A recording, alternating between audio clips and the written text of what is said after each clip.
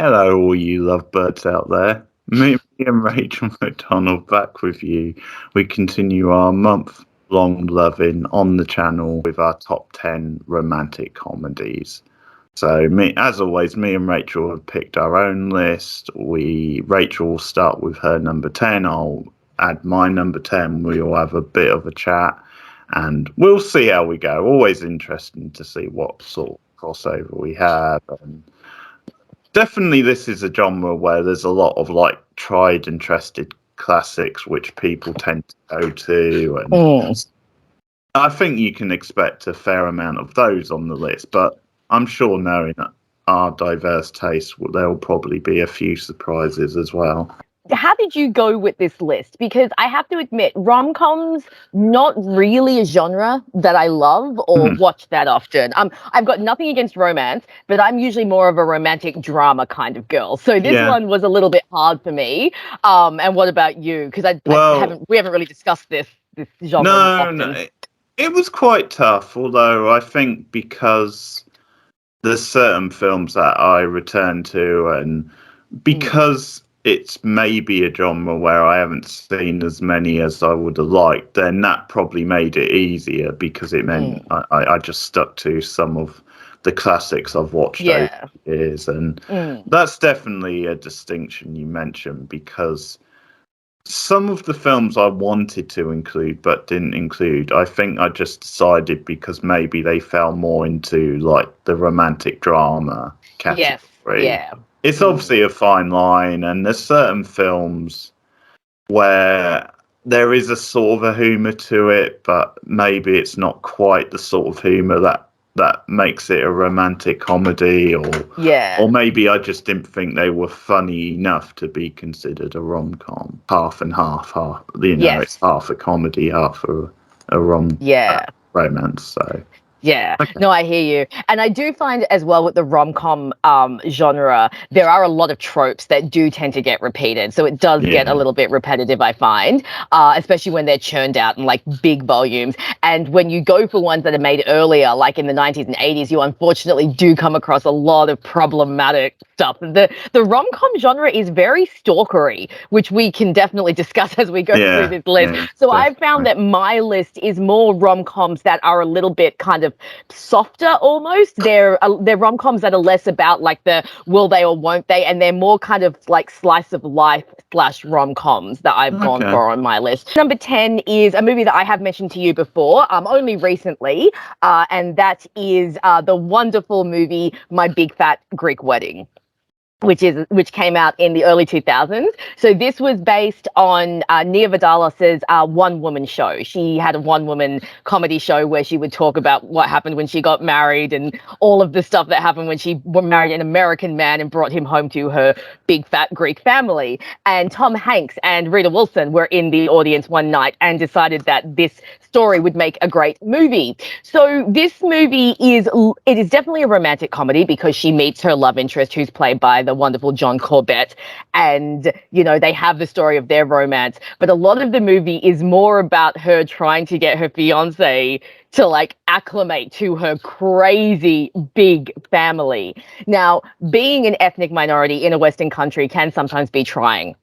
Even if your family is quite westernized, for example, my family is very westernized, you will still have little like traditions and little things that your white friends might not understand. And if you marry someone who is not ethnic, like I did, Stephen is Australian, sometimes bringing them home to your family can be very intense. My family is very much like the family in this movie. We're big, we're loud. I have a million cousins. I have a million aunts and uncles, some of whom I don't even know if I'm related to. And the first time I brought Stephen to meet my big extended family, I found the poor guy hiding in one of the bedrooms after an hour or so, just completely overwhelmed. So whenever I watch this movie, I very much relate to it. I relate to the main character, Tula, and her struggle to, fit into a Western world while also being an ethnic minority. Her family are played by a fantastic supporting cast. Her father is the most overdramatic, hilarious, like old Greek baba. There's this one scene where she tells him that she wants to go to college, and he starts crying, and he's all like, "Why do you want to leave me?" And she's like, "Dad, I'm not leaving you. Don't you want me to do anything?" And he's like, "Yes, get married, have babies." You know, he's always wanting her to start a family, and you just have these great like extended family, and watching them interact with the main love interest is fantastic. Like I said, there's not a lot of conflict in this movie. It's more just showing how different worlds kind of come together. But the main love story between Tula and her partner Ian is really beautiful, because you really get to see how much he loves her and how much he's willing to acclimate to her family. And it's just one of those movies that you can just kind of put on a Sunday afternoon and you watch it, and it gives you a very nice, warm, you know, fuzzy feeling, very family film. So that's my number 10, My Big Fat Greek Wedding. Okay.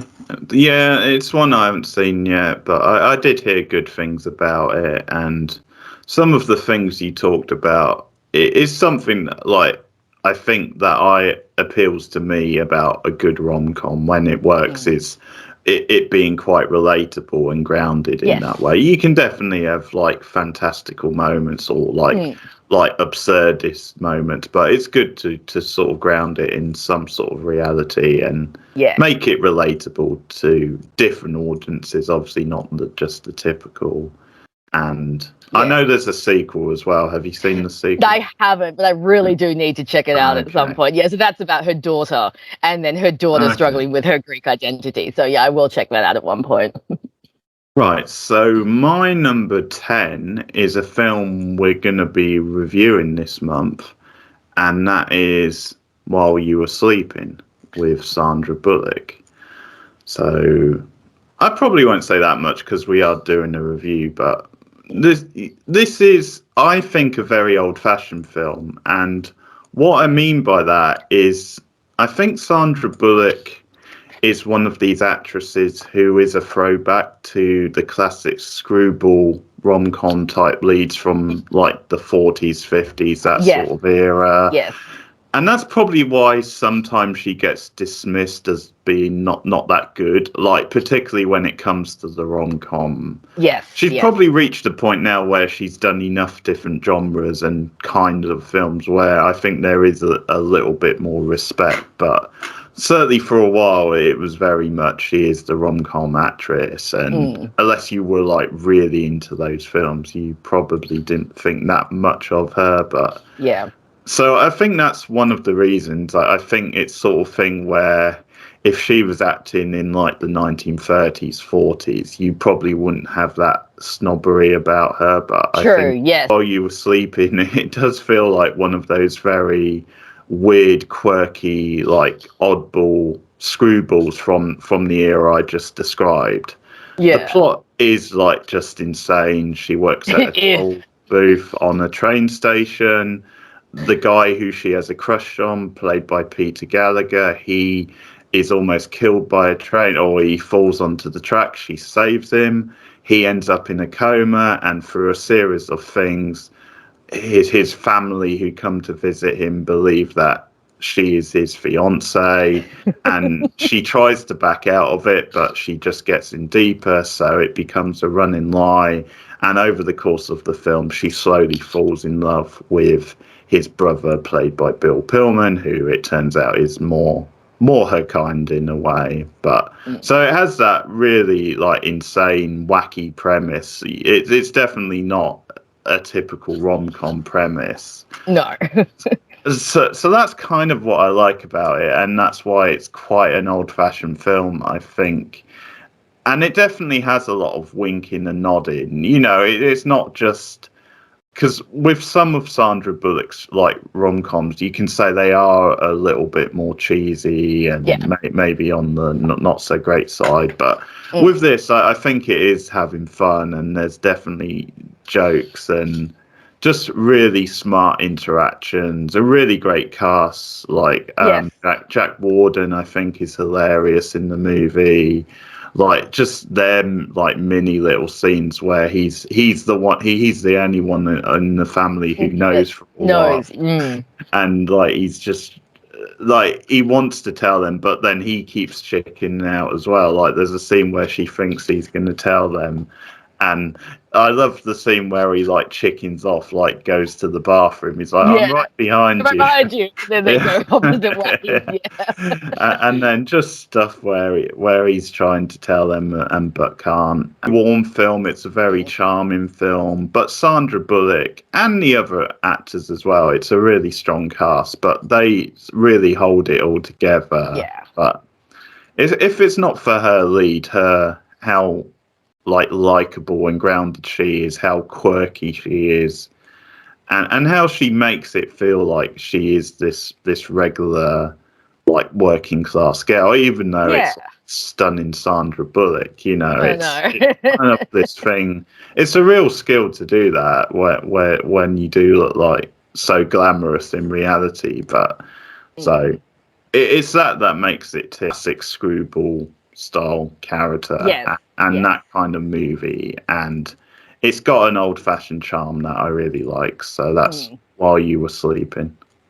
Very nice. I do love While You Were Sleeping. I think it, like you said, it's a very good look into like 90s rom-coms, and that it's got the kind of plot that really could only take place in a 90s film. 90s films had some of the craziest plots that just kind of worked. And I think you're right, like Sandra Bullock in that lead as Lucy, she just makes the character so likable and so adorable. And I really like Bill Pullman as well. I think they work quite well together. Number 9 is another one that is kind of like a slice of life film mixed with a rom-com, and that is the film The Best Exotic Marigold Hotel. So this was a British/Indian film that came out, I think, in the early 2010s.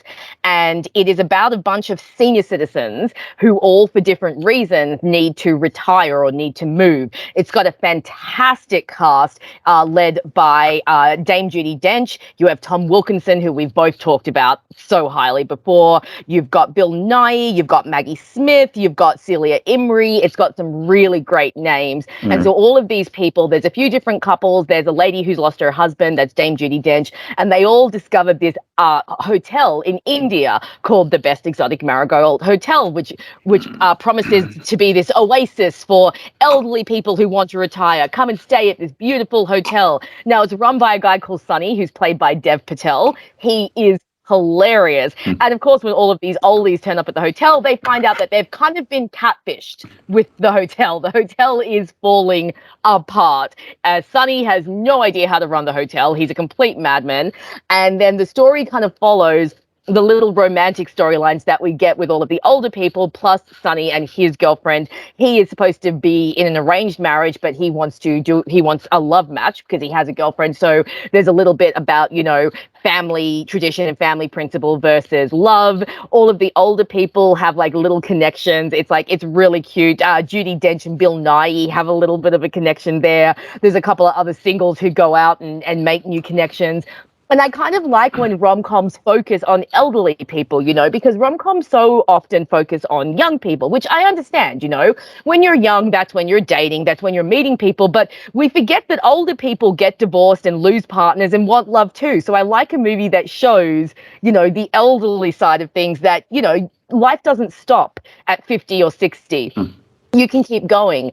The movie's set in India. I have visited India once. Like, I grew up in Australia, but I think this movie really captures what happens when Western people go to a country like India, because it's such an intense experience. And it's really funny. There's a lot of comedy involving, you know, the elderly people not understanding the ways of India and how things work. Like, there's a great scene where they're on a crowded bus and the bus is driving down the wrong side of the street, and it looks like he's about to like hit headlong into like another truck. And all of the old white people are just like, they think they're about to die. Meanwhile, all the Indians are just like, you know, half asleep. Dev Patel is just brilliant. I love Dev Patel. He's got really great comedic timing. He's so funny in this movie. And all of the older actors are really funny too. And like I said, it's a little bit of a slice of life. You know, it's watching people who are at a slightly different point in life, people who are retired, people who have lost partners. So you get to see romance from a slightly different angle. you get to see what it's like when you are that age, the obstacles that you have to overcome. And there's also a beautiful storyline with Tom Wilkinson's character, who is actually gay. And when he was younger, he lived in India and he had an Indian lover, and they were caught when they were younger, and he never knew what happened to him because this was, well, I mean, India still today is not very progressive when it comes to homosexuality, and this would have been when they were younger, back in the 60s and 70s. So there's a whole storyline with him going to try and find this man that he loved when he was younger. So just a really, really, again, it's one of those movies that just fills you with warmth, like you watch it and you feel warm and you feel fuzzy, and it gives you really lovely positive feelings. And it's just really nice to see all of these really like creme de la creme English actors put in this one spot and seeing how they manage to interact with each other. Maggie Smith plays this racist old lady who is just hilarious. I mean, she does overcome her prejudices, but she's got some pretty funny bits where she's just being like truly awful, and you're just like, come on, woman, pull it together. But it's Maggie Smith, so she does it so well. So I would recommend that most people watch this movie. It's a really, really lovely film, really well made, beautiful acting, and it gives you a really good glimpse into the craziness that is India, because India is an insane country that if you live in a Western world, you just cannot imagine. So that is my number 9, The Best Exotic Marigold Hotel. Out of water type story. Yes. Yeah, I think you get a lot of rom-coms where it's people traveling, going on holidays and experiencing a different culture. Yes. This sort of trend of like life-affirming films for older people, like very like cozy Sunday afternoon style films. Yes. And but yeah, I'm sure a lot of them felt a bit derivative, whereas this was, more of a standout. That happens a lot. It's the film that starts off the trend that is maybe the best example of it, and then there's others that are just around because of this film. For 9, I'm sticking in the 90s, and this is quite an underrated film, I think, and that is The Truth About Cats and Dogs. Oh, I remember when that came out. I haven't seen it, but I do remember when that film came out. Yeah, it's just one of those films that struck me at the time. Like, going in, I didn't really have any expectations about it. And I just really liked it, and I've always liked it. It is, of course, a version of the Kaye de Bergerac story, which okay. You know the story. Yes, it's the same story as they did in Roxanne. Oh, okay. There's, of course, been lots of different films over the years that have done a version of that story. So the setup is you've got a radio host, a radio DJ played by Janine Garofalo. I thought that was her, yeah. And she's an expert on animals, so that's where the title comes from. But it's also a play on like the gender type things, the truth about men and women, that sort of thing. So she falls for this guy, but she's really nervous about her appearance and him seeing her. But it sort of starts with a misunderstanding where you have the Uma Thurman character who she starts becoming like a good friend with when she helps her out of a jam with her like annoying sort of boyfriend. So they become close. But you start off with this misunderstanding where the Ben Chaplin character, who's like the main like love interest, he hears her on the radio and like falls for her voice.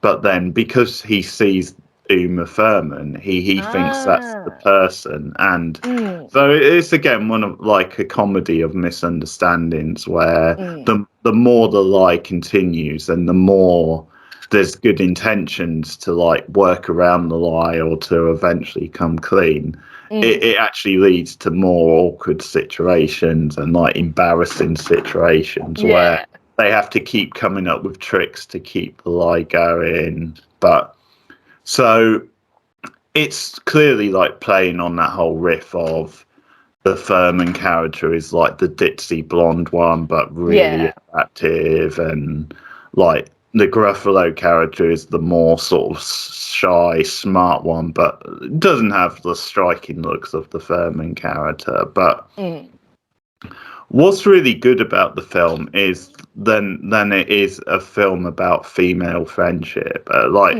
Like their friendship is more important than the central romance. Like in some ways, nice. that is the romance, I think. But yeah, you see that they develop a really nice like bond, and they're very different people, but it's one of those charming relationships, friendships, where they both are each other's worst enemy at time, but for different reasons. And because like the Furman character aspires to be like a newsreader sort of thing, and she's worried, and it's all about her looks, and she doesn't really have like the smarts or the personality to really pull that off, and things like that. So it's a really lovely like friendship to watch. It feels like a very realistic friendship. The romance itself, the back and forth is very charming, very entertaining to watch. And it's just like really nicely understated film with some like funny moments, some great like awkward style moments, and just some like tender sort of moments. But that's the whole thing, is the Gruffalo character is her worst enemy, and it's obviously all about impressions. It's all about stereotypes, because clearly she is a really perfectly good looking woman. And I was going to say, there's nothing wrong with your name Gruffalo. He's fine. What's interesting is like when the whole thing is revealed as a ruse, and the reaction of like the Ben Chaplin character. And so it's a good drama from that point of view. Like it is quite sort of grounded. A film that gets talked about that much as a really good rom-com, but I think it's very deceptive. It's very witty. I like the performance. You've also got Jamie Foxx in there. He plays like Chaplin's sort of He'd be quite young. Yeah, so it is quite an early Jamie Foxx role. So really good stuff. I like it a lot. So that's the truth about Cats and Dogs.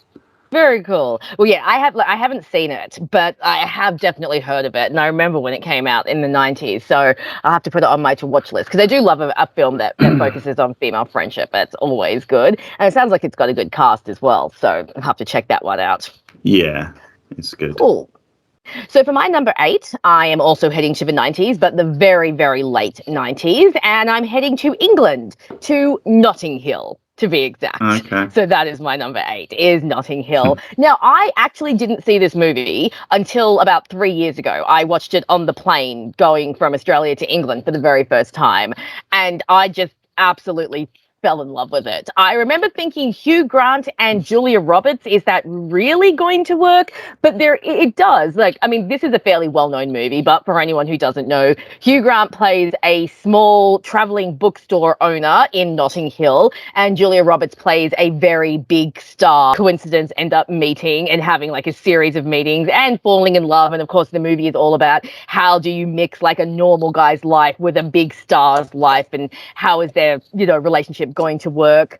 I think that this movie is just really quaint and really cute. I think the Brits do rom-coms better than the Americans, because the humor is just that much more in tune with my style of humor. I love irony. I love sarcasm. I love people paying each other out. And this movie has like all of it. Like Hugh Grant's character has this great circle of friends who are kind of all idiots and really funny. There's a great scene where he brings Anna to dinner for like his sister's birthday, and like all of them to see their reactions to like this big star in their house is hilarious. Like one of their friends doesn't actually recognize her, and he's like, "Oh, so what do you do for work, Anna?" And she's like, "Well, I'm an actress." And he's like, "Oh, yeah, a friend of mine does that. Really bad money in that, you hardly get any work. What'd you make on your last job?" And she's like, $20 million. And he's just like, "Oh, well, then you'll be okay then." So, and I think this is one of the more typical rom-coms that I have on my list. This one does follow the formula very much. You have the meet cute, you have the initial romance, you have the big breakup where you think that everything's going to go to hell, and then you have the reconciliation. But I think it works because, well, Hugh Grant is such a, charismatic and affable and likable leading man, and he plays his usual Hugh Grant character here, very bumbling, very awkward, awkward, doesn't quite know what to do. Julia Roberts is always likable. There's a reason that she was such a sweetheart in the 90s. And I think she does a good job with this role. I mean, there's not a hell of a lot to Anna as a character. Julia's definitely had meteor roles. But I think for what the character is and who she's supposed to be, it works. Like I said, the two actually surprisingly have decent enough chemistry. So I think that it does actually work. Oh, I should have mentioned, is it Reese Ifans? Is that his name?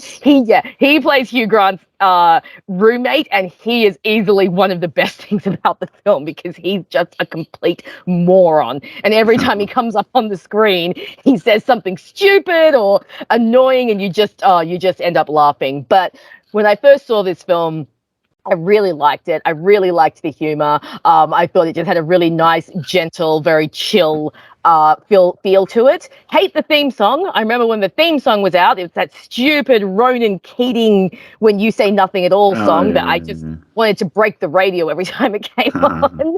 But the movie itself is a really fun, really cute little British rom-com, and I think it's become one of the better known rom-coms. When you think well-known rom-coms, most people will list Notting Hill, and I think that's well deserved because I do think it is quite a well-made, very fun movie, and I was very glad that I finally gave it a go and watched it. So that is my number 8, Notting Hill.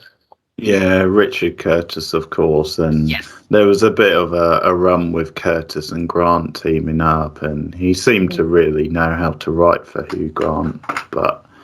Okay, and Rhys Ifans, it was a star-making turn. He was pretty much virtually unknown at the time. Yeah, he was. For a lot of people, he was the sort of scene stealer in that movie.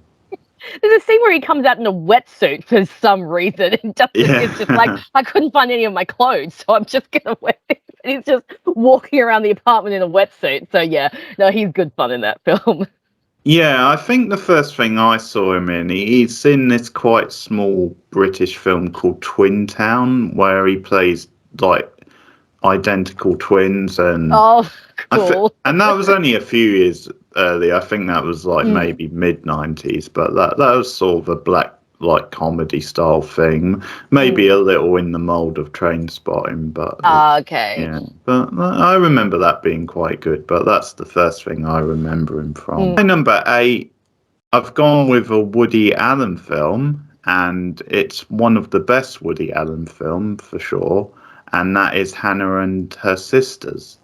Oh, okay. Yeah, I have heard of that. I haven't seen it, but I have. So yeah, speaking of a somber cast, that's one of the trademarks of a good Woody Allen film, is he gets together these massive cast. It has a nice little structure to it where it covers a 2-year period and he just follows all the different characters in this family. So it starts off on a Thanksgiving and it ends off on a Thanksgiving as well, and you have Hannah and her sisters of the title, so it's everybody connected to Hannah's family. So you've got Michael Caine as her husband. I think he won an Oscar for it. So very strong Michael Caine performance. And what I like about it is then you do get 3 very different depictions of women in it, the 3 different sisters. So you've got Rachel Weisz, you've got Barbara Hershey, and you've got Mia Farrow. That is a good cast. Wow. Yeah. So those are the 3 who play the sisters. So, and you see really through their interactions with other characters, they are 3 very different women. And it's just got a tremendous cast. You've got Max von Sydow in there. He's a legend. He's hilarious in a scene where he's complaining about the morality of people who watch American wrestling. He's a classic intellectual type grump. So that's really funny. But yeah, this is sort of Allen at his best, where there's a really nice structure. It's got a really quirky, independent feel to it. You've got these different characters bumping against each other. You've got some tender, sweet moments, but you've also got that really sharp, acerbic Allen wit that a lot of it is just taken through his anxieties, his life as well. Just because one of the things about Alan is as a Jewish like guy, he a lot of times puts that in his films. And if you watch something like Annie Hall, he's not afraid to like send up his culture, which is always really refreshing. But this is definitely one of his best films, because some of his films I've gone back to and find they don't hold up that well, or maybe I like them but they're a little bit overrated. But this is a really satisfying film, which is carried by the cast. And you've just got certain things. One of the standout scenes is, I think, when the Woody Allen character goes on a date with the Diane Weiss character, and she's like really into like punk rock, so she takes him to a punk concert, and oh dear, he just hates it. He just hates all the people smoking. He hates how loud the music is. And I think what's funny about that is, again, that's quite similar to like Woody Allen in real life, because Woody Allen has a love for like more classical jazz style music, so it's like the total opposite of that punk stuff. And the date just goes like horribly because of that. It just puts his nose out, really. And it's classic sort of Woody Allen just like complaining about it when they come out. But yeah, really great characters, really good drama, very quirky, very funny. So definitely one of his best. So that's Hannah and Her Sisters. Cool. I will admit something now. I have never seen a Woody Allen film. Okay. Not one. I usually am pretty good with separating the art from the artist, but when it comes to Woody Allen, I just find him so creepy and despicable that I just have never watched any of his stuff. So I don't doubt that he is a good director. Like, everything I read about his work says that he really knows what he's doing. I think because of all the stuff that has happened in his personal life, and that's mostly what I've read about when it comes to him, I do find it a little bit hard to, like, it makes me just not really that interested in seeing his work, just because I know. But like I said, I don't doubt that he is a really good director, and if you can separate the art from the artist, I'm sure his films are really enjoyable. It's just, unfortunately in Hollywood, sometimes you can ignore it, sometimes you can't, and Woody Allen's just one of those ones that I don't seem to be able to ignore it. So yeah, and that's understandable. And chances are, because it's been so long now, and chances are, if you've not watched one of his films, there's a chance you may never, or maybe you just need that distance. One day maybe when he's around. Exactly. Maybe once he's gone, I'll because Annie Hall is one that I have always wanted to watch, because I do love Diane Keaton, and I've heard that one is supposed to be quite good. So maybe one day when he's finally passed on and gone to hell or whatever, then I can be like, okay, he's getting what he deserves now, I'll watch a movie. But yeah. But speaking of actors that are in hot shit, my number 7, is a Nancy Meyers film, and it's another film that focuses on the older side of romance, and it is the film It's Complicated, with Meryl Streep, Steve Martin, and unfortunately he's kind of in the shit right now, but Alec Baldwin. So but It's Complicated is a fantastic film. So I really love Nancy Meyer films. I think she has a really gentle, really easygoing style that works very, very well with rom-coms. And It's Complicated focuses on Meryl Streep, and who is a divorcee. She was married to Alec Baldwin's character, and then he left her for another woman. And 10 years later, she's now trying to figure out her life, and she's renovating her house, and Steve Martin plays her contractor. However, just as she's just met this new guy, she and her husband end up reconnecting at their son's graduation and sleeping together. And so the whole movie follows this kind of complicated web that Meryl Streep has gotten herself into, where she's sleeping with her ex-husband, but she's interested in the Steve Martin character, and the ex-husband now wants to get back together with her, even though she doesn't want that. And there's a whole bit of comedy of errors. Meryl Streep obviously is Meryl Streep. I mean, I don't think the woman's ever given a bad performance in her life. She's very, very good in this role. The character that she plays, has 3 kids. She's kind of at that age where, she's got her own business. Her kids are grown. Her last kid has just left the house. She's an empty nester. And it's nice to see, again, that side of life, because rom-coms so often focus on younger people. We also get Steve Martin's character is also divorced. So you get a lot of talk about what it's like to be an older divorcee, to have kids, to have to go through that. And again, I think that's something that doesn't really get covered much in movies unless it's like a dramatic movie, you know. So to see it in a rom-com is really fun. Steve Martin, for once, plays the straight man. He's actually playing the straight man to Meryl Streep and Alec Baldwin's more quirky characters. So it's kind of nice to see him play that kind of role. Alec Baldwin, whatever's going on set and whatever at the moment, I have always found Alec Baldwin to be a very charismatic actor. Like, he comes on the screen and he is just instantly likable. And I mean, in this movie, he plays a bit of a schmuck, you know, this guy who's married to this young girl but is trying to get back with his ex-wife, but he just does it in such a likable way that every time he's on the screen you just want to laugh.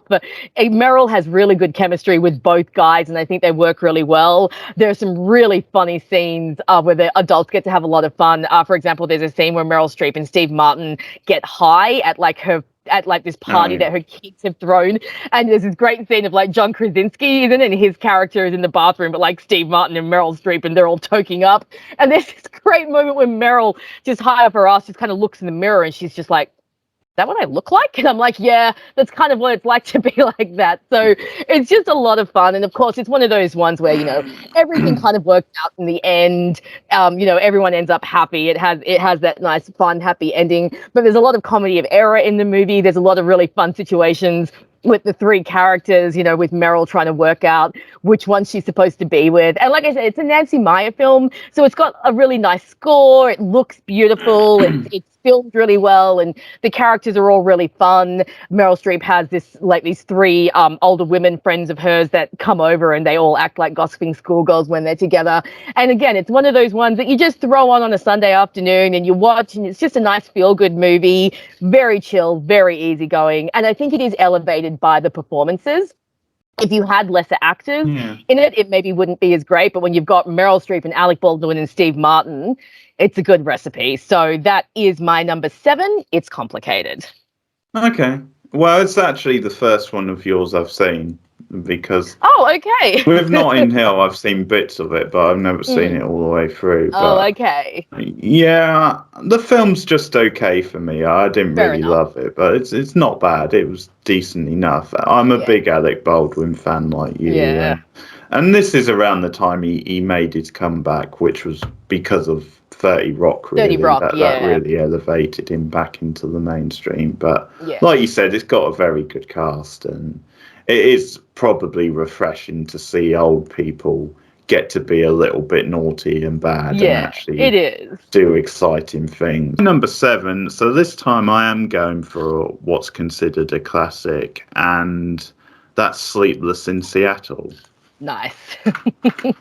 And I'll say, first of all, I don't know if this is controversial or not, but this is the better film for me out of this and You've Got Mail, because that's a little bit of a debate. I know You've Got Mail's got a lot of fans, and I think there's people who prefer it to this, but I'm going to stick with this. And it's a really nice, really charming little rom-com. Tom Hanks, Meg Ryan, of course. Once again, as we said earlier, with While You Were Sleeping, it's a ridiculous plot at times.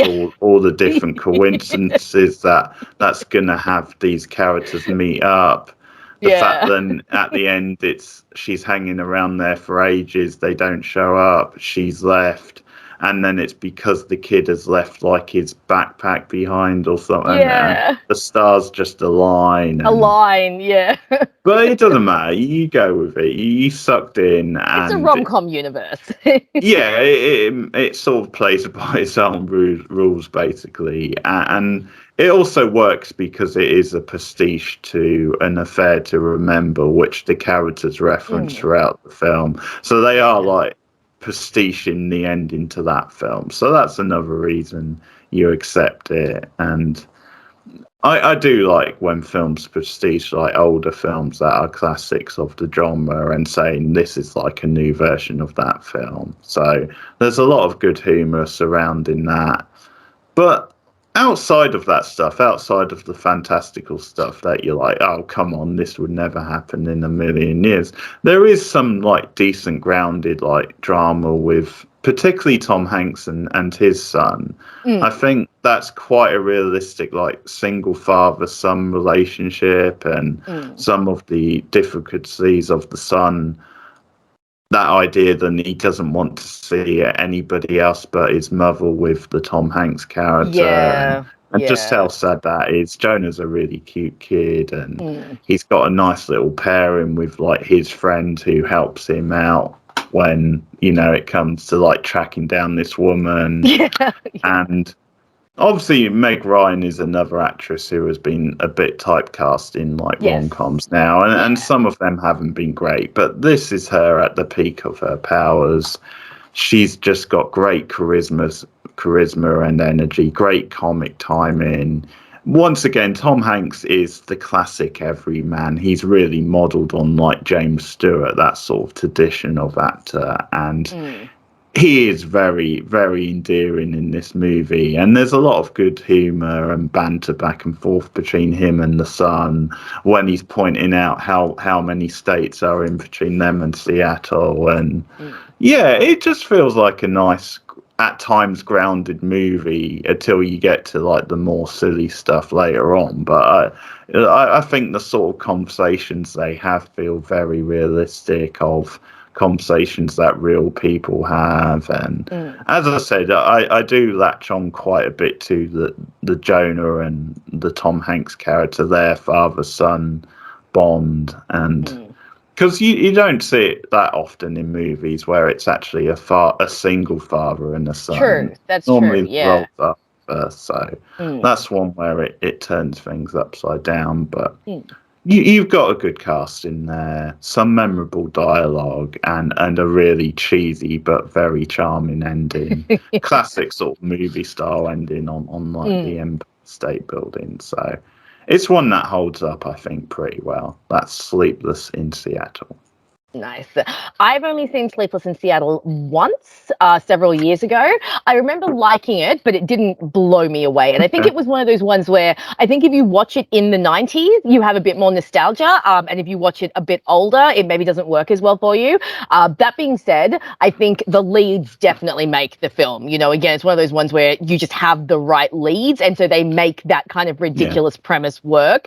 Very good chemistry. And I remember really loving the Rosie O'Donnell character, because she was always just telling Meg Ryan the absolute truth about, like, all the crazy stuff she's trying to do. Rosie's always there going, "What are you doing, woman? Pull yourself together." So I think that's definitely one that I will revisit. And you know, I always like a good 90s film, and like I said, there's all these storylines in the 90s that you just could not do outside of the 90s, and I think this is one of them that it only worked for that. 6 is a rom-com that I think not a lot of people have seen, or at least it doesn't get talked about that often. It was released in 2005, and it stars Reese Witherspoon and Mark Ruffalo, and it's called Just Like Heaven.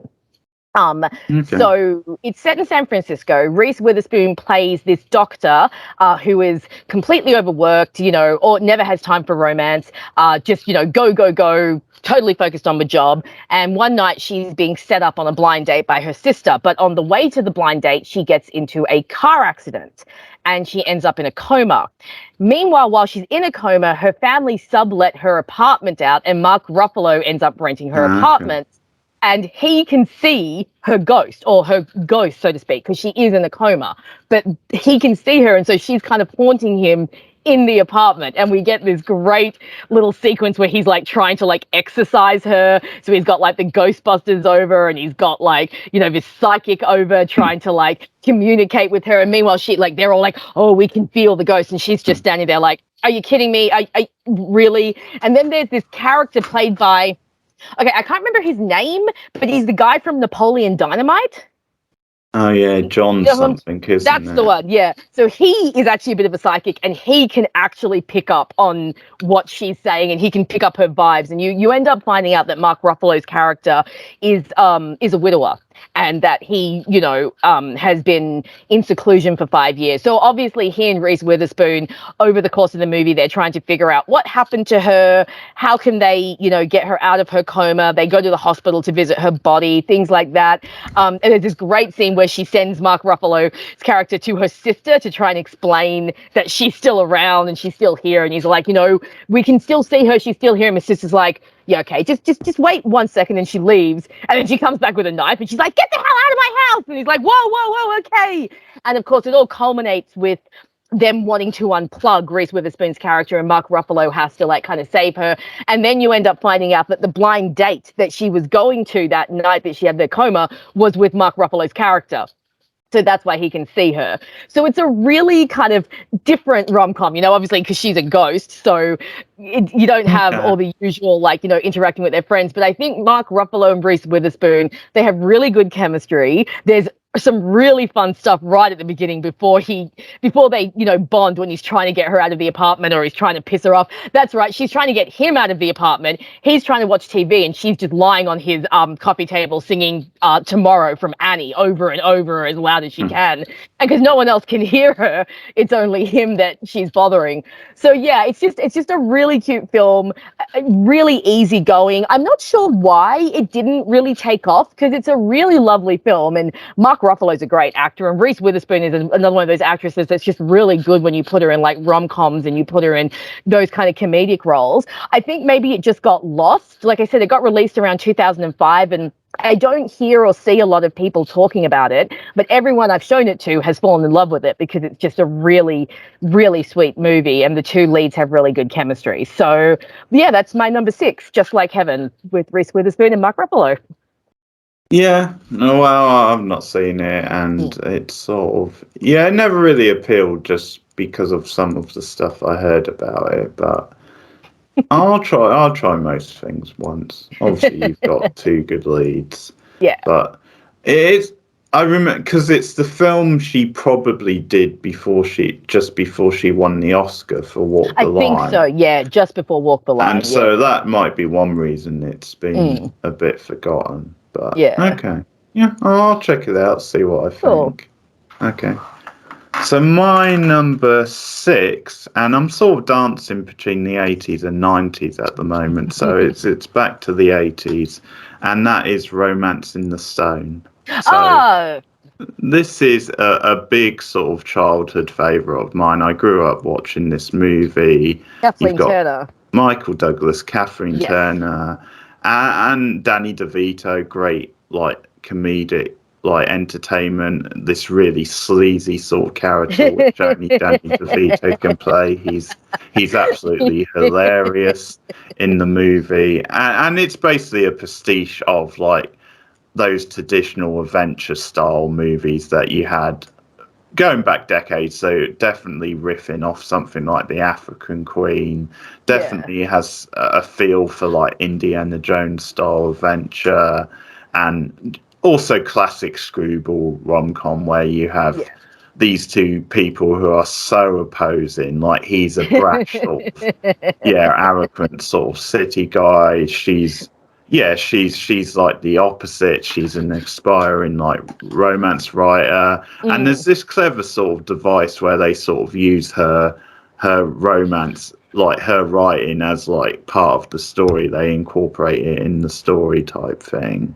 But it's that classic setup of these two characters who just absolutely hate each other, rub each other up the wrong way, and that leads to sexual chemistry. It's that sort of thing of, I hate you so much, I'm really turned on by it, basically. And that becomes the whole thing over the course of the movie. And you've got lots of hijinks with the various plot, like them trying to get like a jewel type thing, and just different things going on, different like pastiche and references to like classic type movies. And they're a wonderful combination on screen. They do have great like chemistry. You get really entertaining stunts, like them just sliding down the mountain at one point. It's really fun to watch. But once again, I think because there is an old-fashioned charm to it, because there is a pastiche of like older, almost like, as I said, adventure movies, but also screwball rom-coms as well. I think that's what gives it its unique sort of edge, where it is quite quirky, and you just get into the characters. The ending's very memorable as well. But so by the end, you are willing them to like get together, And it's definitely like those two actors, I think, probably at the peak of their powers as well. So, very rewatchable, Romance in the Stone. Nice. One I haven't actually seen, or if I have, I've only seen bits of it when I was very young. But one I obviously do know about. Kathleen Turner is great. Like I've talked about before, Michael Douglas is a little creepy, but I'm sure I could put that aside to check it out. Every time I hear Romancing the Stone, I always think there is actually a Charmed episode that is an ode to it, and it's called Necromancing the Stone. So I always think of that. So I had a feeling you'd have some 80s stuff on your list. So I'm not surprised to see something like that pop up. Very cool. All right, so we're moving into top 5 territory now. So my number 5 movie is a more recent movie. It did come out within the last few years, and that is the really wonderful movie Crazy Rich Asians, which is just fantastic. So I always love when a movie has ethnic, is centered around an ethnic minority. This was actually the first all Asian Hollywood film since the Joy Luck Club in the 90s. This follows, the main character is Rachel, played by Constance Wu, and she is flying to Singapore to meet her boyfriend's family for the first time. Now, it turns out her boyfriend's family are not just rich. They are not just rich. They are crazy rich, like top 1%. In Singapore. They're like this really old money family, this big dynasty that has been around. The mother is played by Michelle Yeoh, and she is fantastic. And obviously, this is actually, if you look at the base storyline, it's actually a very typical rom-com story. It's the whole Cinderella thing. The poorer girl has come, or the lower class girl is trying to marry into the upper class family. His family doesn't approve of her, so she has to prove her worth, which she obviously does by the end of the film.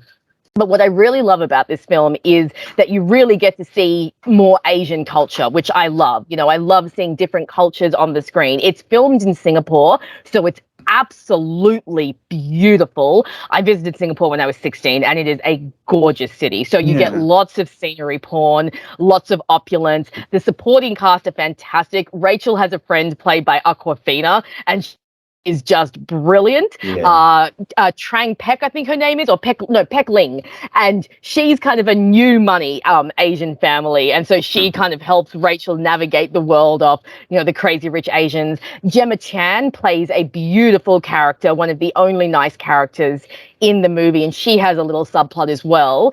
And the movie, again, it's nothing. It's nothing that new, but because it's an Asian cast and it's an Asian culture, it feels very different. They have a lot of fun with the richness of the world. Like the guy's bachelor party ends up being on this massive fucking ship with cannons going off and helicopters and like all of these prostitutes everywhere. He and his best mate end up escaping it and just going to an island and like just chilling out by themselves. And you just get some great character moments for Rachel, as she's trying to navigate this world, as she's trying to navigate the culture. The mother really does not approve of her, so of course she has to come up against that.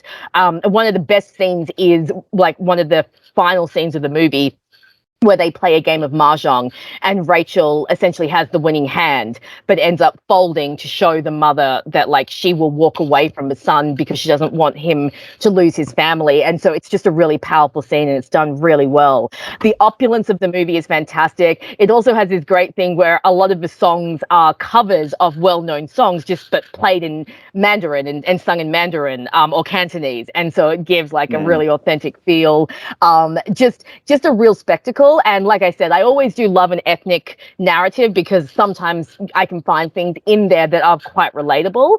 And it's just nice to see something that's from a non-Western, non-white perspective. So I would highly recommend that everyone watch this because it's a visual feast. That the cast is really good. The characters are really great.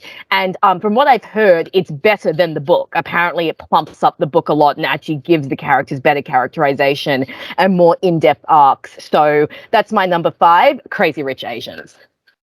Yeah, I've seen it. I agree. I think it's very good. It's very entertaining, very charming, great cast, like you said. Yeah. Awkwafina is like so good. She's fantastic. She is a seed stealer and has gone on to be in a few things where she does steal the movie and like support him. I think she was in that Ocean's 8, wasn't she? Yes, Ocean's 8, yes. The all-female version of that. Yeah. So Yeah, she's always very charismatic and watchable, and has that like off the wall sort of energy. But Yes.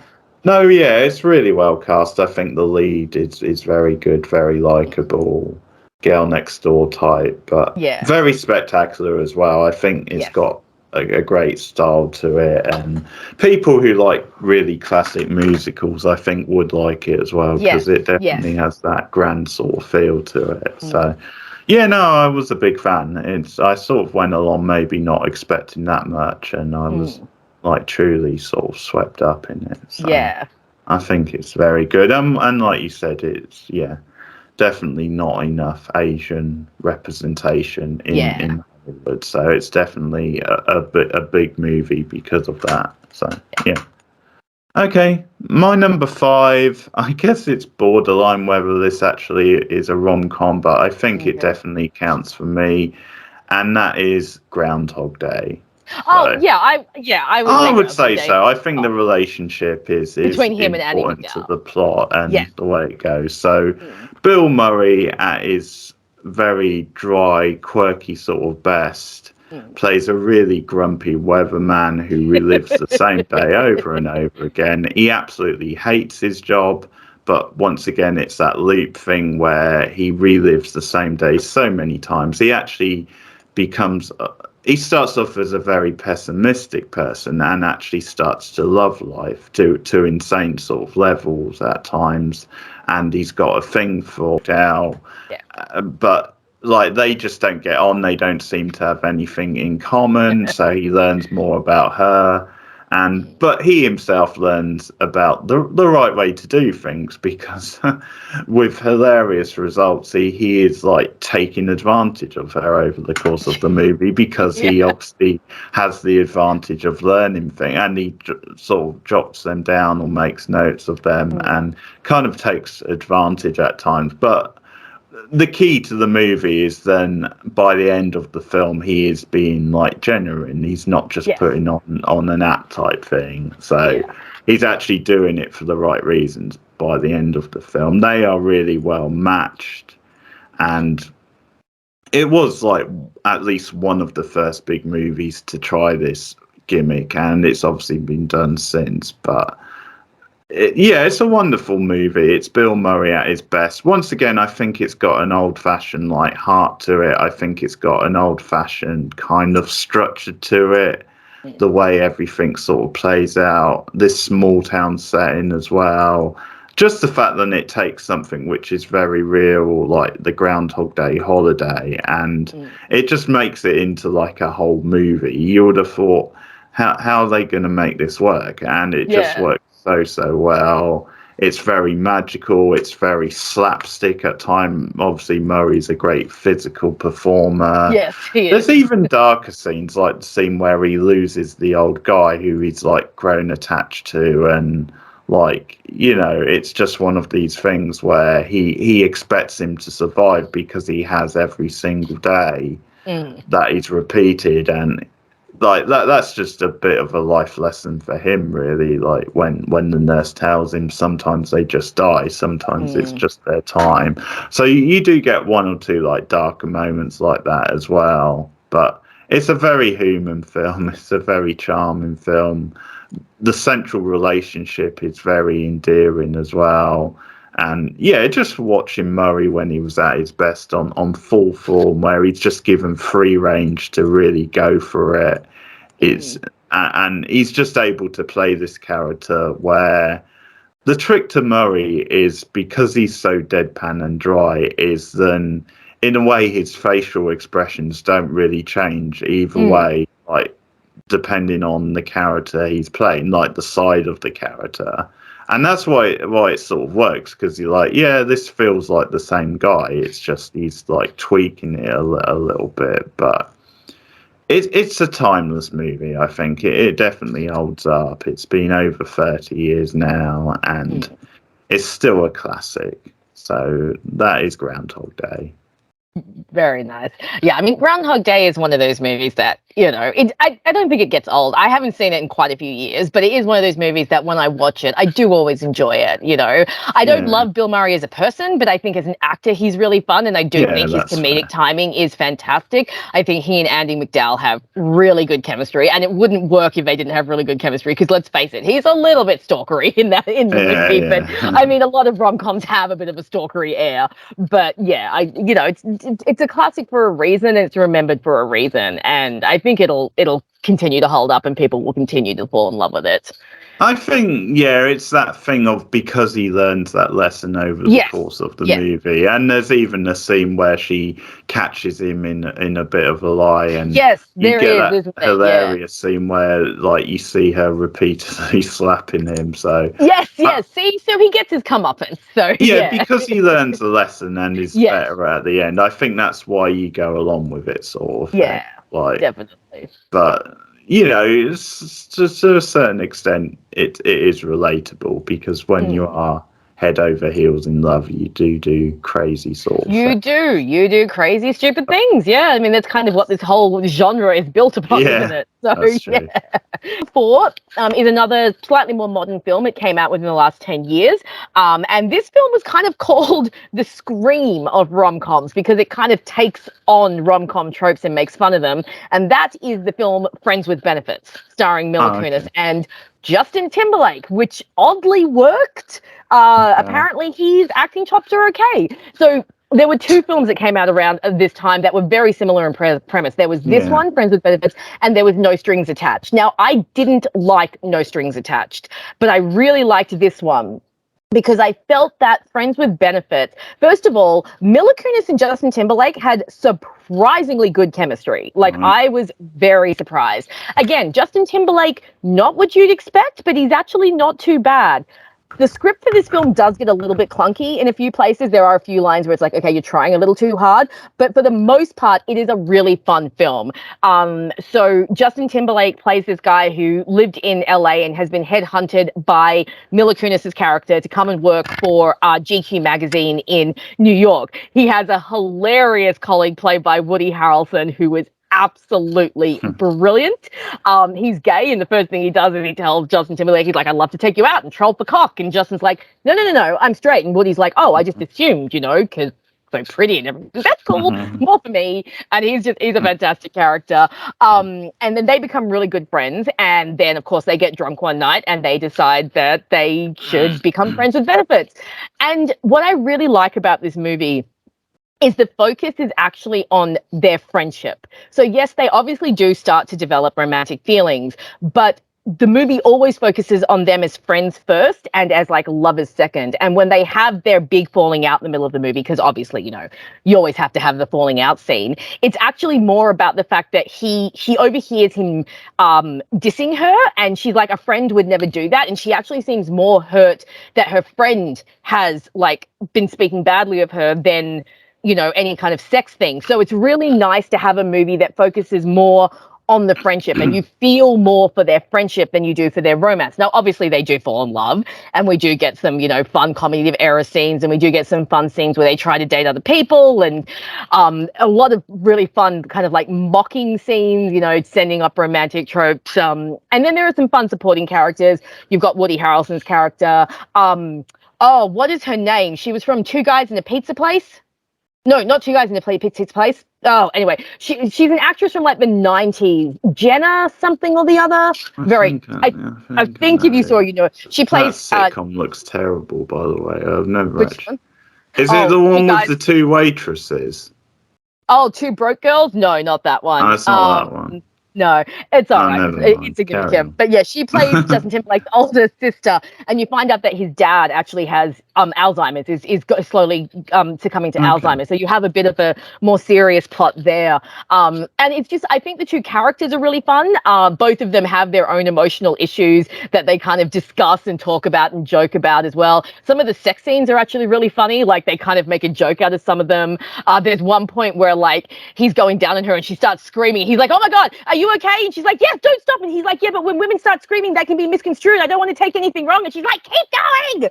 And so, you have a lot of fun with that. Oh yeah, there's this great bit where he says that he always keeps his socks on during sex as like some sort of intimacy block, and then you see them in the shower and he's wearing his socks still in the shower, and it's like, okay, that's a little too far. But overall, I just found it to be a really fun, kind of refreshing rom-com that kind of made fun of rom-coms while still upholding a lot of the tropes. Kind of didn't take itself too seriously, and like I said, the two leads were really fun. I love Mila Kunis, obviously being a big fan of that 70s show. She's fantastic in that, and a lot of the movie roles that I've seen her in, she's been really good. And like I said, Justin Timberlake was surprisingly okay. I mean, I wouldn't be giving him an Oscar anytime soon, but for what this movie was, which was, just a little rom-com, nothing too serious, I actually think he does all right. He's got some comedic timing, and he's actually not too bad. And, for a former pop star, I mean, there's definitely worse pop stars turned actors out there. So that's my number 4, Friends with Benefits.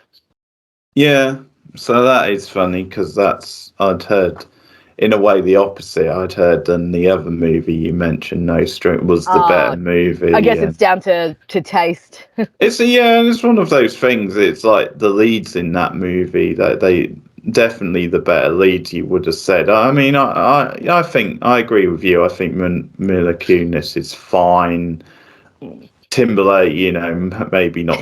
He's definitely got charisma, because of his pop career. An indie movie, the other one, and I've heard it's a bit darker than you would expect. It is, yeah. The other one is a little bit more adult and stuff, but I didn't feel that Natalie Portman and Ashton Kutcher worked that well together, whereas, like I said, Miller and Justin actually have really good chemistry, and they make that work really well. Take it back now about that film having 2 good leads, because Ashton Kutcher pretty much sucks. So before I'm going back to a classic of the classic screwball period, this is one of the very best screwball romantic comedies ever, and it's His Girl Friday from the 1940s. Okay. So this is a Howard Hawks film.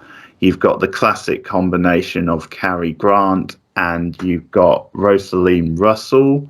So they are 2 reporters, and once again, it's similar formula where they really rub each other up the wrong way, and they've got this insane chemistry. And one of the trademarks of films from this era is that they must have been on drugs or something, because they just speak at a lightning quick sort of pace. Yeah. Mm-hmm. You've got this really fast, sharp wit sort of humor that's almost, it feels like it's literally come off the page and they're like saying the lines, and very sort of physical, very like over the top, absurdist sort of situations. But yeah, they just feel like really, really raw, energetic, like characters. And this style of film, this was one of the early examples that really inspired a lot of things. You can see how Gilmore Girls took a lot from it. I think also the writing of Aaron Sorkin, I think he took a lot from this era of Hollywood, especially since it's set in like a newsroom as well, and that's something he's very interested in. But it's also worth saying it was like the Rosalind Russell character, Hildy, it at this point, you very rarely saw a female lead as like a reporter, as a very ambitious star journalist, and she is the one, because the Cary Grant is the bit more old-fashioned like character, and she is the one who wants to get out there, get the meaty stories, and does have that ambition. She's not a stereotypical like female character from this era of like Hollywood movies. So it was really refreshing and ahead of its time in that sense. But the 2 leads have great chemistry. There's great dialogue, great wit, great acting throughout. You've got a really nice slow burn story as well, them trying to investigate the main like news story. So that's really satisfying, where it has that feel. It's not just about them and their banter and their back and forth and falling in love. It's about this actual mystery at the heart of it that then they have to figure out. So it's one of those like slowly unraveling like puzzle of a movies that's really satisfying in that way. But Yeah, I do love this era of Hollywood and like the original screwball rom-coms where you had really strong female leads as well. Because it sort of started here, and it's sort of funny looking at like modern day films where we have come a long way in some ways with female leads in Hollywood movies, but it definitely feels at times that we've taken two steps back, and that sometimes it does feel then maybe things were a bit better in this era. But it's one of those things. But it's a very entertaining movie, great chemistry, as I said, classic sort of throwback style movie. Yeah, a lot of fun to watch. So that's His Girl Friday. Nice. I will admit, I actually haven't seen this film. I haven't, not all of it. I've seen bits and pieces. I remember for media class, we watched it. It's really funny that you say that you love this period of Hollywood, because I'm kind of the opposite. I'm not enamored of this period of Hollywood. I never have been. I think it just comes down to individual styles and what we like in movies and visual stuff and things like that. But yeah, when it comes to old Hollywood, I don't know what it is. I just don't love old Hollywood. There are definitely some movies that obviously I think are great, and obviously there are some movies from this time period which greatly moved film forward, and developed a lot of new techniques and laid the work for a lot of the tropes and everything that we see. And like you said, you've got movies like this that are obviously so influential on other movies. But yeah, it's not a time period that I'm very enamored with. So that could be interesting for future videos if we ever wanted to explore old Hollywood and see our opposing views. But I will say His Girl Friday obviously is one that, yes, obviously you hear nothing but praise for, and is referenced in so many things. And you can see, so many TV shows and movies where that archetype of, having His Girl Friday there is used and everything. So you can definitely see its influence spill out on the rest of Hollywood. So I was wondering if you'd have some old school Hollywood like ones in here, because I do know that you like that period. So yeah, very cool. All right, so moving into top three. So my number three is a movie that we have talked about before, and I've actually mentioned on another list, or some basically our Christmas list. This one came up, and that is The Holiday. I had to include The Holiday on this list.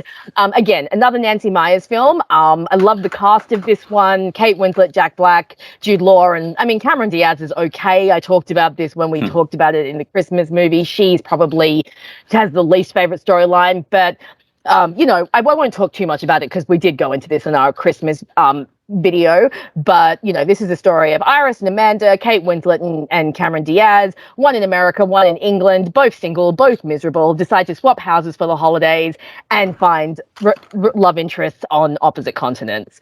Very, very cute movie. As I've spoken before, I definitely do find the Kate Winslet, Jack Black storyline more endearing than the Jude Law, Cameron Diaz one, even though I do like aspects of the Jude Law and Cameron Diaz one. But I think it's more that I like Jude Law's character. Cameron Diaz's character, I think, is the weakest of the four and doesn't have as much depth, I feel, as the other three characters.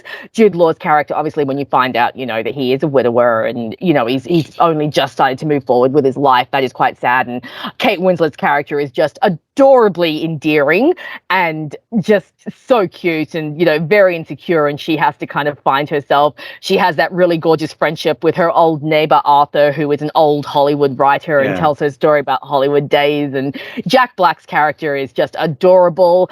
I said this in the Christmas review, and I'll say it again, but you don't expect Kate Winslet and Jack Black to work as a romantic couple, but they really do. And the key is that they keep their romantic relationship very light, very cute. Jude Law and Cameron Diaz, they get the sexy, sex-filled, romantic, deep, in love one, whereas Kate Winslet and Jack Black, it's just a really cute friendship that then evolves into a romantic relationship. Very easygoing, good humor. I think all four of the leads do really well with the comedy. It's not, it's not a heavily comedic movie. It's not screwball or completely laugh out loud, but there are really cute little subtle moments here and there. I think Kate Winslet crying around her house is one of the funniest things ever, when you just hear her sobbing around the house. And then at one point she goes to light the gas stove and she kind of pauses and she starts to breathe in the gas, and then she's just like, "Oh, what am I doing?" She's like, "Nope, point. No point. And so you just have a lot of really fun character moments. It is obviously a Christmas movie, so I do watch this movie every Christmas. And being a Nancy Meyer film, again, it's light, it's easygoing, it's pretty to look at, and just a lot of fun. And I really do like the continent swap, and seeing the two girls dealing with, driving on the wrong side of the road and dealing with, the different weather and things like that. So that's my number 3, The Holiday. Number 3, I've gone for a French, more arty film, although it's very mainstream as well. Everyone's heard of this film, and that is Amélie. Amélie, yeah. Tattoo. Have you ever seen this? I haven't. I have actually never seen Amélie. It's one of those ones that has been on my to-watch list forever, and I've just never gotten around to it, but it looks adorable. Yeah, no, it is adorable, and it's one of those. I think there was around this time, because it came out in 2001, so it's around the time where I think sort of foreign movies were becoming a little bit more mainstream in Western cultures, and I think this was one of the big ones at the time. So it's got a lot of classic rom-com style moments. It's very magical. You've got picturesque Paris, but she's a very quirky typical rom-com lead in many ways. But it's definitely a more bizarre, surreal art house style rom-com as well. And the first thing to say is it's also a darker movie than you expect at times, because the first part of the film goes into Amélie's past and her growing up, and it reveals that she comes from a very difficult background, and there are definitely some uncomfortable scenes that you don't really expect in this sort of movie. So that stuff is very well done, and it immediately engages you with the character. Audrey Tautou is just wonderful. I think I've heard she's fantastic. She's having the time of her life in this role, and it really shows. But it gets to be very quirky and off the wall and do some really bizarre things, like the very early scene where she literally tells you how many different people are having orgasms right now in Paris, which is just hilarious. But, so it does have those more quirky, weird style moments like that. And she just works at this cafe, and it's this ongoing plot where she's actually trying to get these two people together, and there's this whole thing about her looking into the background to try and get them together, but then she slowly meets a guy who could be good for her. And it's a little bit of a staple where she is very much a do-gooder. She's always looking out for everybody else, but it's at the expense of her maybe not having a romance, her not having a social life. But that obviously changes over she does meet someone. But you just get these really unusual choices. You get someone who could be a romantic interest for her actually works at a pawn shop, and there's a lot, just an adult movie story. And there's a lot of humor made about that, but also the fact that he's just this regular guy, he's just innocent and wet behind the ears. There's nothing sleazy about him at all. It's not the stereotypical thing about him, but there's a lot of good humor, there's a lot of good banter around about the cafe where Amélie works. You've got really beautiful music. I know the soundtrack was the big favourite at the time, and it's just very magical, very quirky. Great performance in the lead by Audrey Tautou, and just the fact that it has a little bit more of a dark edge, but a bit of a surreal edge as well, makes it stand out from the crowd. It's one of these things. It's funny because people in France absolutely hate it because it's that classic thing of it feels too French. It's a bit like how New York is stereotyped as picturesque, and how we see it in Friends, and we see that a lot in movies. That's how some French people think about this film.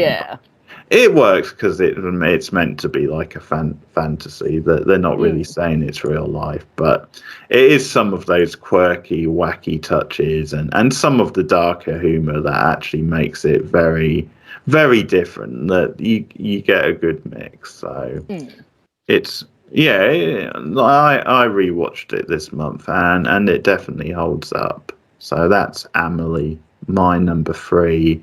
And there's also, I don't know if it's an official sequel, but there is like a follow-on movie from the same director called A Very Long Engagement, I think it's called. Oh, I've heard of that one. Yeah, I think I've heard of that. Yeah, it came out a few years later, and it didn't get the same sort of buzz, but I like that one as well. I'd say that's one that's worth seeing. It's actually got Jodie Foster in, and she does a pitch perfect French accent because it's set in France again, so she's playing a French character, I think. Oh, nice.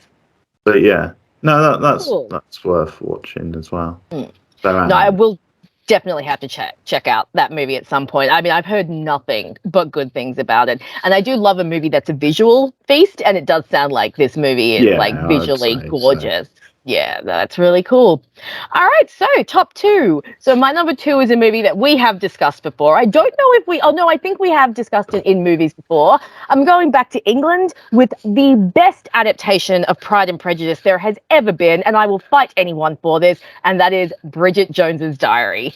So I absolutely love this movie. It really is the best adaptation of Pride and Prejudice. It just nails the just the dynamics of that book.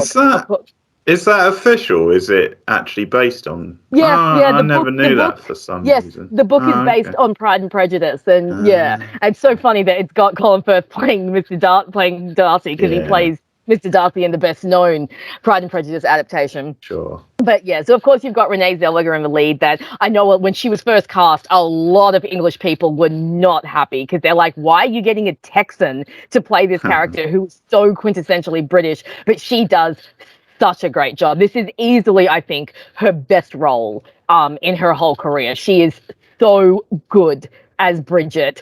She's just such a disaster, this character, and because of that, she's so relatable for so many women, Her romantic life is a mess. She's a mess. The drinking, the smoking, just everything about her is so messy. And it's so nice to have a female character like that. So you've got Renee, you've got Hugh Grant playing against type. And I remember when he got this role, apparently he spoke about how much he loved being able to play Daniel Cleaver because he always plays the more bumbling, shyer characters. So seeing him play an arsehole, so much fun. And Daniel Cleaver is such a disgusting character, but he is so good. Like Hugh Grant is just like A+. And then of course you've got Colin Firth as Mark Darcy. Great big pole shoved up his butt, but he is fantastic. So, of course, most people know the story of Bridget Jones. It's basically a year in the life of Bridget as she tries to navigate her romantic relationships and, has the two love interests in Daniel and Mark and trying to figure out between the two of them. I mean, Renee just makes this movie. So many of her scenes are so good. I love her scenes with her mother. Oh, her mother is a piece of work. God, do I think she's fantastic. Who is it who plays her? Gemma, somebody? The actress is great. And you've got Jim Broadbent as her Gemma Jones, that's the one, I think. Mm-hmm. And Jim Broadbent as her dad. Her 3 friends are absolutely hilarious. They're really good, aren't they are brilliant. And there are so many lines from this movie that are just so great. Like Stephen and I quote this movie all the time. And it just, just the comedy of it, the physical comedy, the way it's written, it's got such a sharp, snappy, savvy script. I love, all of Bridget's internal monologues. It's one of the movies where the voiceover actually works because obviously it's her diary, so that framing device works. And, it does have a nice happy ending, but Bridget really has to earn her happy ending. We get to see her slide down fireman poles with her underwear showing and yelling into microphones that aren't turned on and falling into lakes and showing up to parties in bunny costumes when no one else is wearing anything like that. And I just think it's such a fun movie. And like I said, it's so nice to have a lead female character who is so messy because, like, I mean, these days we get more messy female characters, but that back then you didn't have characters like Bridget who smoked and drank and swore and was slightly overweight, which, by the way, Renee Zellweger is not even overweight in that movie. Not, no. She's just slightly less skinny than she normally is. So anytime she complains about her weight, I kind of want to smack her. But I think that is very realistic. You know, women who aren't fat, obviously worrying about being fat. And it's just such a fun movie. It's so funny and it still holds up. I think it's one of those movies that you can just always put on, no matter what year it is, no matter what time it is. And it's just so much fun to watch. So that is my number 2, Bridget Jones's Diary. Yeah, very good choice. I probably don't. I definitely don't have the attachment to it you do, but it's very good. I liked it a lot as well. Great casting, very funny. Yes. So really good stuff. So my number 2, going back to another classic, going back to Meg Ryan, and that's, well, I'll have what she's having basically, and that's When Harry Met Sally. Yeah. This had to appear somewhere. This is an absolute classic. It poses that great timeless question of can men and women just be friends, just be platonic, and does the sexual chemistry or sexual tension get in the way? So her and Billy Crystal, this is the peak period for Billy Crystal as well. He was having a string of hits. He's a great comedic actor, and they just gel very nicely because they are almost polar opposites, but they just have a really good chemistry, a really gentle like chemistry.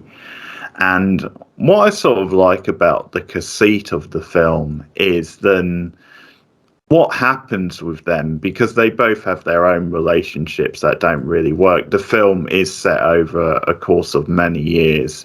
So once again, there's quite a nice little structure that you can follow through to its conclusion, where they do meet randomly because he gives her a lift to like college or something like that, and you get this classic road trip where they just bicker all the time, and that's when they first bring up the question of like, can a woman and a man be just friends? And he's like really cynical. You know, a guy is, even if he doesn't admit it, he's secretly thinking about the girl in that way, and she's like the opposite, and they just get off on the wrong foot because of that. And then you get this thing where like they don't see each other for years, and like friends of theirs are dating and they just randomly bump into each other, and then they form a bond. But what I like about the central question of the movie is then actually they do become friends first before they become lovers. And I think it just, to me, the message of the film is then all the best relationships that tend to work, you have that where people are friends first, and then they build a romance on that. So to me, that is the message of the film, and that's very relatable. You've got a somber cast of characters. You've got a great sort of like 2 pairs, because you've obviously got Carrie Fisher like in the other couple, like with the Billy Crystal's like his best friend, and they're a really good supporting couple as well. You get some good sort of banter from them. They feel a very like natural, everyday type of couple. And of course, it's co-written by Rob Reiner and Nora Ephron, and that's the key to it, because Nora Ephron writes the female characters and Rob Reiner writes the male side. And of course they were in a real life relationship as well, so they bring, I didn't know that. I'm pretty sure I've heard that. So they bring a lot of their like real experiences to it, and it's just lightning in the bottle. It works so well. There's just real spark. Meg Ryan, again, this is during her peak years, and she just makes that very like girl next door style character, very almost ambitious type female type character who wants something a little bit more than just to settle down, like a slice of life movie, like the conversations they've had. There's a really nice structure.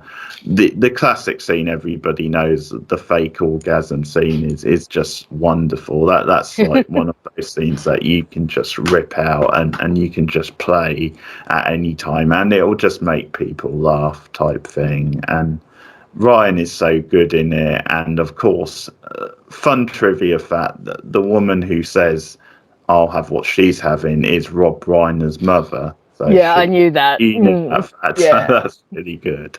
And yeah, it's an absolute classic. It's over 30 years old now. I actually saw it at the cinema a few years back, and okay. It holds up really well. But the writing is just so good. I think the script is absolutely flawless, and everything comes together very nicely. You've got like sweet, dreamy, like romantic type music. So everything comes together in this movie. So that's When Harry Met Sally. I don't mind When Harry Met Sally. I'm not like in love with it, but it's it's enough. Again, it's one of those ones that I saw when I was older. And I remember when I first saw it, I was like, okay, Harry's a dick. If he doesn't get better, we're gonna have an issue, which thankfully he does. He does, but like in the first like half an hour or so, it's like, okay, Sally, just punch him in the face, okay? That'll work things out. But no, I think Billy Crystal and Meg Ryan have very good chemistry. I'm with you. I think the script is very good. I think it was just one of those movies that, because I saw it later in life, it was just kind of like, oh yeah, it's good. But I think it just got hyped up a little bit too much for me. You know how sometimes these classic movies, everyone's like, oh, you have to see this, and you finally see it, and you're like, yeah, okay, but why was everyone pushing it so much? But no, it's definitely a solid film. And it definitely, set the standard for rom-coms going into the 90s. And you can see its influence in other rom-coms. I think even probably Friends with Benefits maybe took a little bit of a cue from there. Because like I said, its focus is more on the friendship. And I definitely agree with you.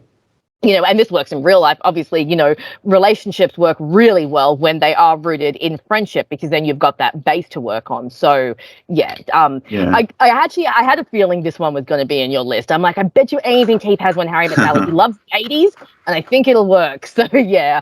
So before we get to number one, shall we do some honorable mentions? Okay, well, so an honourable mention, because really, for me, there wasn't really that many modern films that I considered, like really recent films. But one I did consider, which I thought was a nice little indie hit, was The Big Sick from a few years ago. Oh, yes, that was the one where he plays like a Muslim and he's dating a white girl, and then she ends up in a coma, doesn't she, just after they've broken up. And it's another one based on his real experiences, like the screenwriter and him. It's based did like on their that one. Holly Hunter too, that's right. Yeah, the parents are great. Ray Romano as the father. Yes. Yeah, it's brilliant. I think that's a little gem from the last few years. And that was a good one. Yeah, no, very, very nice casting. I like that one a lot. So, yeah, that one I would consider as one who, maybe when I rewatch it more, that's probably the key. I've only seen it the once, but if I rewatched it more, I think there's a chance it could sneak into the list, maybe in the bottom half. But it's definitely an honourable mention. There's certain ones, I mean, another sort of classic era like rom-com is The Philadelphia Story. That's a really good film. This sort of high society like Send Up and Fast, and really you've got three classic like actors in that. You've got Katharine Hepburn, you've got Cary Grant, and you've got James Stewart, all in the same movie. So I mean, that's a hell of a trio to have in there. But yeah, that's a really great film. It's a film actually I saw a few years ago on an open air screening for my birthday, and that was really good. So very strong film. Another movie, this time from the 60s, I considered is The Apartment, the Jack Lemmon, Shirley MacLaine. Shirley MacLaine. And I think that is one of my favourite movies maybe ever, but the only reason I didn't stick it in is I wasn't so sold on it being like a romantic comedy. Yeah, I think I'd put that one more as a drama, I think, with comedic elements. Yeah, and it's definitely very satirical, so I think maybe it fits more as a satire. So yeah, that's why it didn't quite make it, but it was borderline, yeah, because there's definitely comedy in it, and you've got the central relationship. But yeah, but The Apartment is a bit of a classic. So yeah. I think that's mostly it. That was it. Honorable All right. So I had a few. So I had two that would have made it if I had like a top 15, but they just missed out on top 10 just because these ones that I've got on here I just love a bit more. So one is one that you have mentioned, which is While You Were Sleeping, because I do love While You Were Sleeping, and I probably would put this at like number 11, like it is just that close. Okay. But these ones that are on my list just edged it out. Like you mentioned, Sandra Bullock is just great. It's a great little 90s film. It has a really fun plot, and we'll talk more about it when we do our review. So that one definitely. Now this other one, I'm slightly ashamed to admit that I like it because it's an Adam Sandler film, and there's definite shame in liking Adam Sandler films. 50 First Dates. Because that's that one. Yes. Okay. I don't mind The Wedding Singer. Like, I know most people prefer The Wedding Singer, but I prefer 50 First Dates. I think Drew and Adam, their chemistry is back. I think the storyline's quite fun. I mean, a little bit creepy, but fun. And I love Sean Astin as her brother. Yeah, he's fantastic. This film, I think, because it's Adam Sandler, it's definitely got some problematic aspects. And there's no way I'm buying that Adam Sandler is like some big playboy that gets all of these women. Like, in what light? But it's a charming film. I think Drew and Adam, again, great chemistry. There's a nice little cameo from Dan Aykroyd. It's set in Hawaii, so you get some really beautiful scenery. It's just a lot of fun. So I really took to that film. But again, it's an Adam Sandler film, so it doesn't get to crack the top 10 because just no.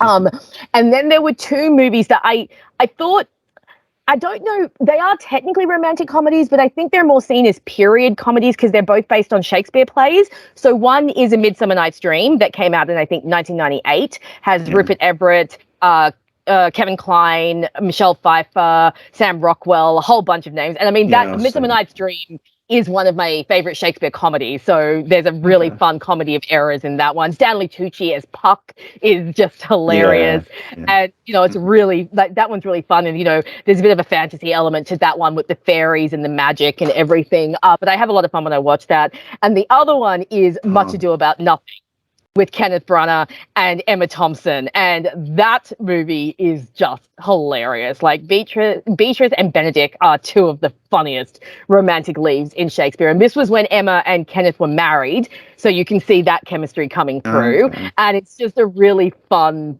like, Shakespeare comedy. It's got Denzel Washington as well. Keanu Reeves looking fine in this movie. Oh, he is so hot. But again, because these movies are more classed as like period comedies and, Shakespeare drama, like Shakespeare comedies, I don't know that you would technically class them as romantic comedies, but I see such, and they're two of my favorite screen adaptations of Shakespeare comedies. So I'd put those in my honorable mentions. So those are the ones that are my honorable mentions. So we'll get down to my number one. So my number one is, I'm going back to England again because I love the Brits.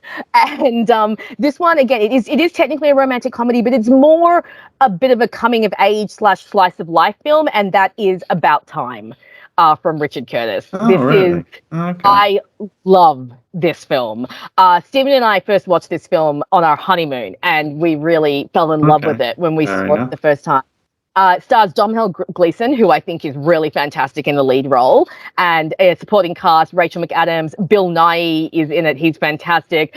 And so on this character, on his 21st birthday, his father, Bill Nighy, informs him that the men in their family have the ability to time travel in their own lifetime. So they can visit events and things within their own life. And so, of course, Domhnall Gleeson's character is like, okay, cool, I can maybe try and use this to get a girlfriend, which he doesn't. I mean, he does end up using it to kind of fix the comedy of errors that happens. But basically, you go through the rest of the movie seeing him, move out, meet his girl, who is Rachel McAdams. You get to see their love story form, and you get to see how he uses the time travel within his own life, but it's used in such a way that it actually kind of is trying to tell you that you can't fix everything. So he can use it to like erase little fights or maybe change something where he's accidentally forgotten to go somewhere. But like at one point in time, he tries to use it to fix his sister's life because his sister is very down on her luck and very self-destructive.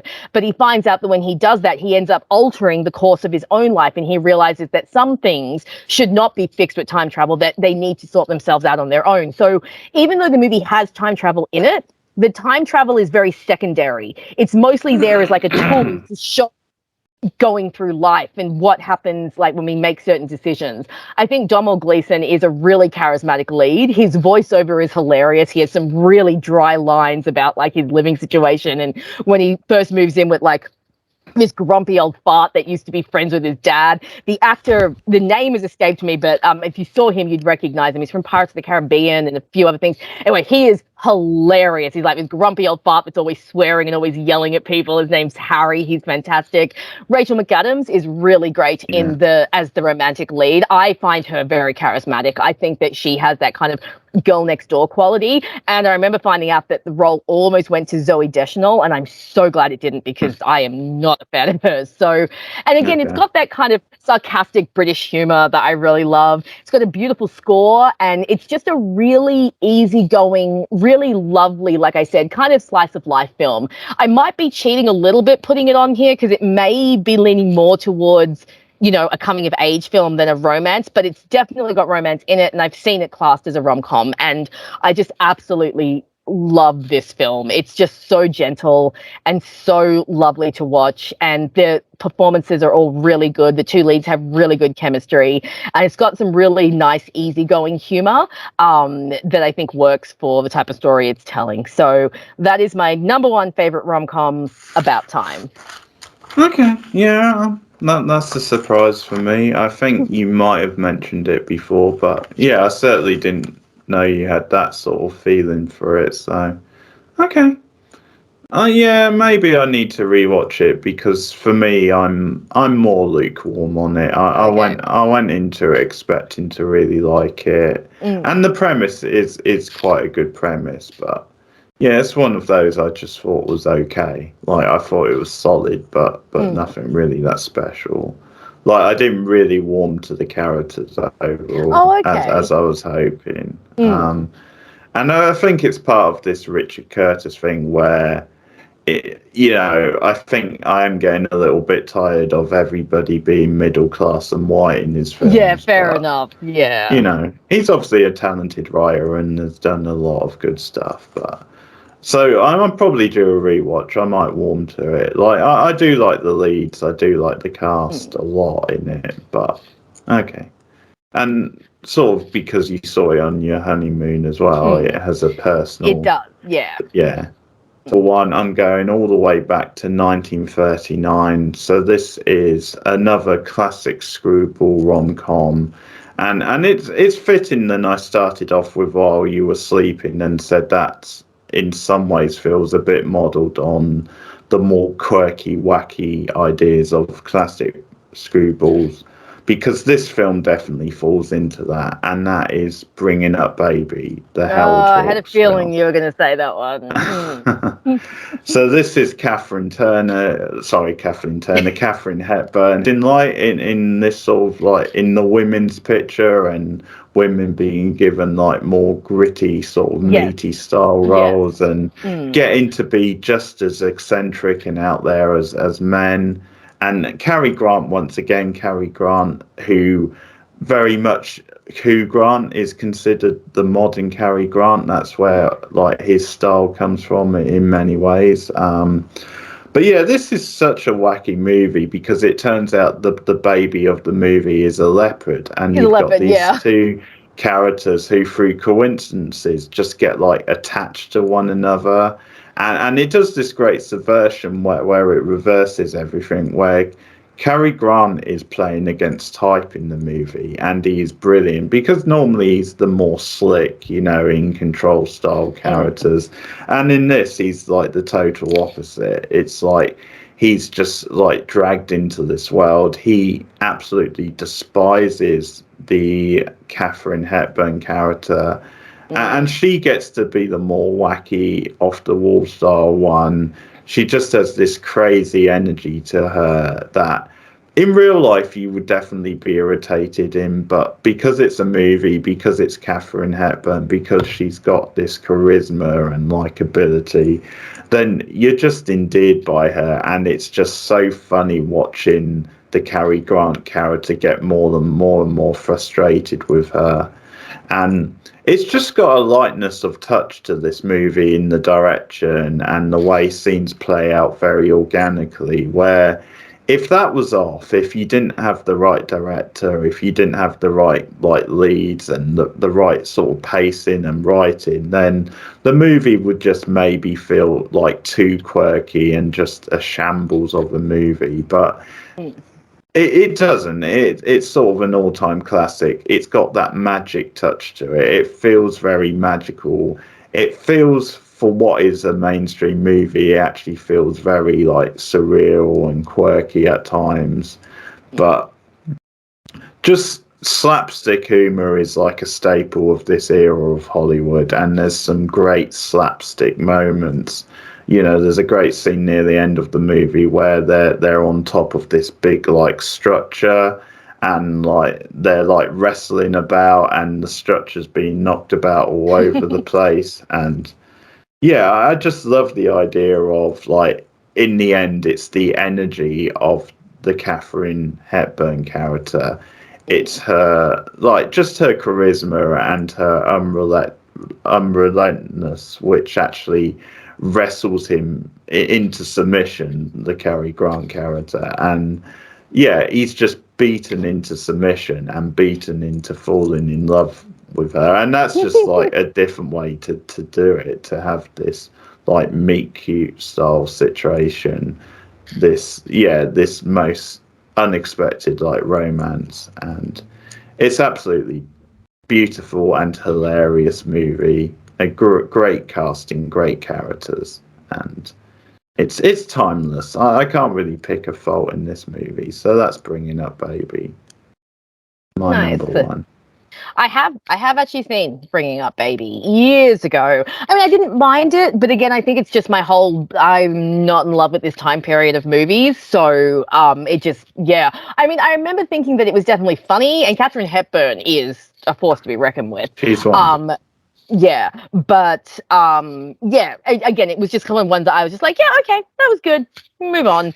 So, but again, I think it's more just my whole, like, I'm not hugely in love with old Hollywood, so it's just maybe just didn't jive with me. But I actually did wonder if you were going to have that one on your list, because I know you've mentioned it before. So when we were getting towards like top 5, I'm like, I wonder if it's going to pop up. I actually thought when you said His Girl Friday, I thought you were going to say Bringing Up Baby there.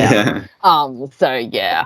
Well, that was interesting, that list, because we didn't have a single crossover. No, and I don't think that's ever happened before. No, I thought maybe you might have had Bridget Jones, because we have spoken about it before and I know that you liked it, but yeah, that is interesting. I think you're right. I think this was our first list because usually we have at least one, at least one movie, but no, absolutely no crossover. So that's interesting. It must be a genre that we feel very differently about. So that's actually kind of cool. Yeah, because I did expect you to really be into, like, you know, movies like Sleepless in Seattle, and I sort of expected you to like When Harry Met Sally, which obviously you do, but you just don't love it like I do. And you said maybe it's because you saw it more recently, so you didn't grow up with it. And yeah, I didn't know, to be honest, if you've seen The Truth About Cats and Dogs or not, but you know, I think that's one. Yes, I think that one is one that I will like. I think I will have a look and see if I can find that on a streaming service or something, because I would like to. It sounds like a fun movie, and I love all things 90s, so I'm sure I'll enjoy that one. Yeah, so no, that was fun, and there was definitely some surprises on your list, and I think we both flagged up movies that maybe deserve a bit more love. So that's good. So you should have a few ideas, the people watching.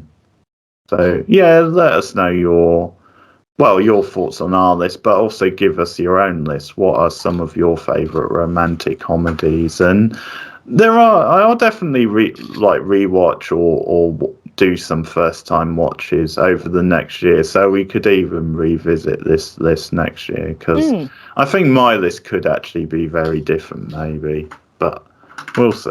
Okay, so let us know your thoughts, guys, and give us your own favourite. Rachel, if you want to promote your channel. Guys, you can follow my channel, Rachel McDonald, video essays covering TV shows and movies. My Tumblr is also linked through there, and I spend a lot of time on my Tumblr. So come and follow me. Keith is usually nice enough to put a link in the description, so come and follow me everywhere.